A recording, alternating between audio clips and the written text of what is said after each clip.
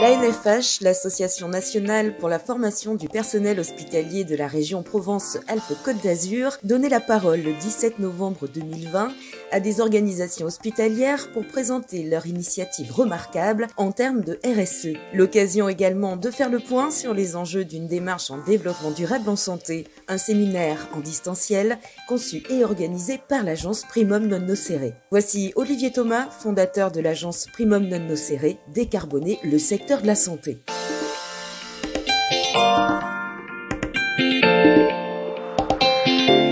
Décarboner l'hôpital, qu'est-ce que ça veut dire concrètement? Eh bien, l'idée est de travailler sur les facteurs d'émission des gaz à effet de serre. Pour cela, le C2DS a mis en place 13 groupes de travail.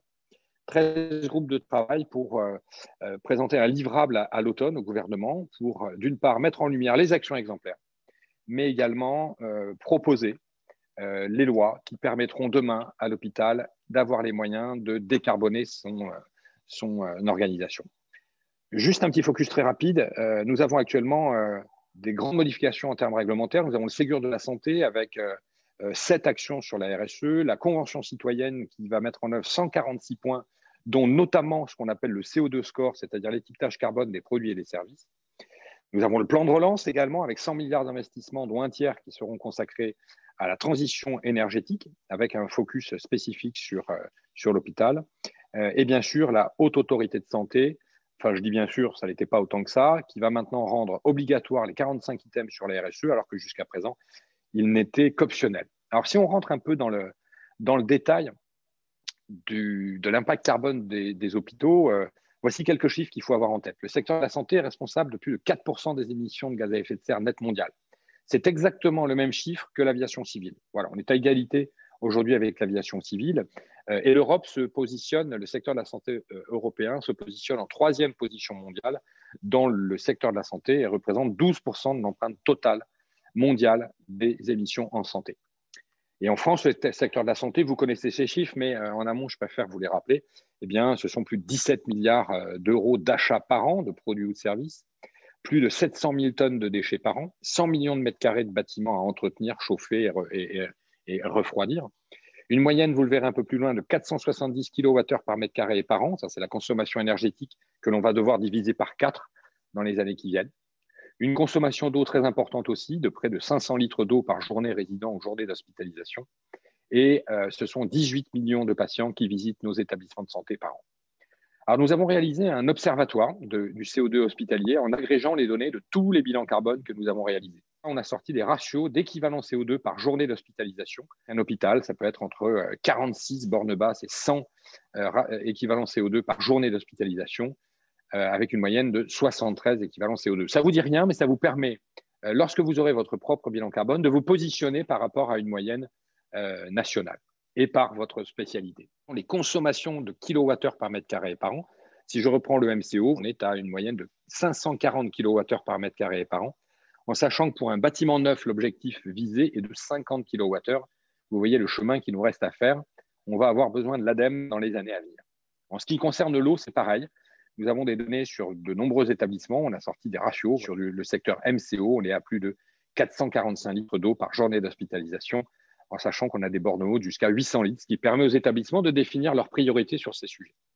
En ce qui concerne le gaspillage alimentaire, on a fait des pesées dans près de 200 établissements en région Midi-Pyrénées pour avoir l'idée du grammage moyen par repas de déchets dans le secteur du SSR, de l'ATSI, du MCO et des EHPAD. On est en moyenne à 200 grammes par repas. Alors, quels sont les sujets que nous allons devoir travailler dans les années à venir? Quels sont les sous-groupes du C2DS pour proposer des solutions? Dans un premier temps, il y a tout ce qui concerne l'éco-conception des bâtiments. J'en profite pour vous présenter cet hôpital qui est à côté de Barcelone, à Mollet, qui est un des hôpitaux les plus éco-conçus d'Europe. Je vous engage à aller le voir, où ils ont réussi à être à 100% en géothermie et aucun éclairage de jour, même dans les couloirs des chambres, tout est parfaitement vitré.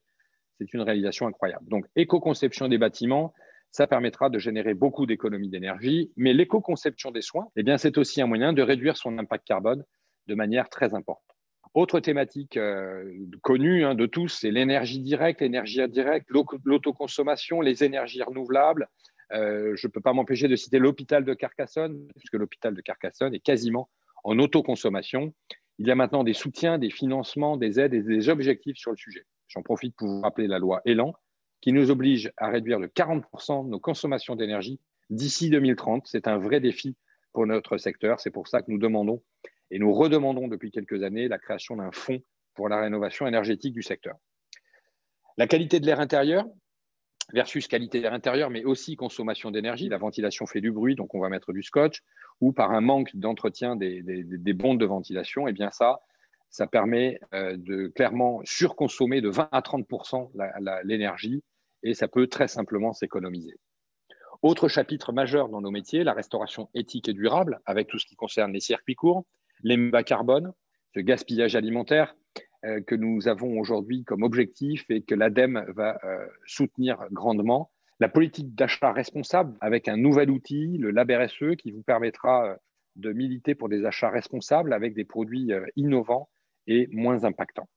Mais dans cette politique d'achat responsable, on peut citer notamment tout ce qui est usage unique, parce que là, l'usage unique, vous le savez, que ce soit au niveau des soins ou au niveau de l'alimentation, on est sur des consommations qui sont très importantes et que l'on peut réduire. Mais nous avons également tout ce qui est suremballage. On a impulsé un travail avec le LEM et certains répartiteurs. Il y a bien sûr tous les gaz halogénés avec un très gros projet avec la société Baxter. Aujourd'hui, nous menons une opération pilote et d'ailleurs, j'en profite pour faire un appel aux établissements qui sont présents. Si vous voulez rentrer dans cette opération pilote, contactez-nous puisque nous sommes sur un système de capsules qui va récupérer les gaz halogénés qui sont exhalés. Je ne sais même plus si c'est comme ça qu'on le dit par les patients et ce gaz après est récupéré, retraité. C'est un système qui marche parfaitement en Allemagne et qui réduirait de près de 60% l'impact carbone de nos hôpitaux. Il y a également la grande dimension du gaspillage médicamenteux, que ce soit en établissement ou auprès de nos patients. Gaspillage médicamenteux qui est d'ailleurs mesuré. On sait qu'il coûte près de 7 milliards d'euros par an avec 23 000 tonnes de médicaments par an qui sont rejetés. Et c'est une étude que nous avons réalisée pour montrer l'impact carbone. On est à plus de 700 tonnes d'équivalent CO2 que nous pourrions très simplement économiser par un travail avec les répartiteurs. Collecte et revalorisation des matières résiduelles, le verre médicamenteux, c'est un vaste sujet. La suppression des nourettes, c'est-à-dire des biberons plastiques à usage unique dans les maternités, projet que nous avons en cours. La revalorisation du métal également à usage unique. Tout ça, c'est devant nous et ça permettrait d'une part de faire des économies substantielles, mais aussi de protéger la biodiversité et notre environnement. Vaste sujet, télémédecine, e-santé, cybersécurité, là aussi, il y a des enjeux face à nous. Avec des innovations très fortes. Vous le verrez, quand on reparlera énergie, on a même trouvé des Français qui ont inventé un radiateur numérique qui permet d'utiliser la chaleur des data centers pour chauffer les hôpitaux. Grand sujet, le fret, qui est très émetteur d'émissions de gaz à effet de serre, tout ce qui concerne la mobilité de nos collaborateurs, la mobilité douce, les plans de déplacement entreprise, mais aussi les transports des patients. Sur les transports des patients, je voudrais vous faire un focus rapide sur une expérience menée en Île-de-France avec une réduction très importante des émissions de gaz à effet de serre grâce à des transports simultanés en dialyse et en ambulatoire. On voit qu'en 2019, on est à 61% de transports qui sont sous forme de covoiturage. L'empreinte carbone chez ce prestataire a été diminuée de 41%. L'impact carbone, ce n'est pas que le changement climatique, ce sont également des impacts sur la santé humaine très importants dont on ne parle pas assez.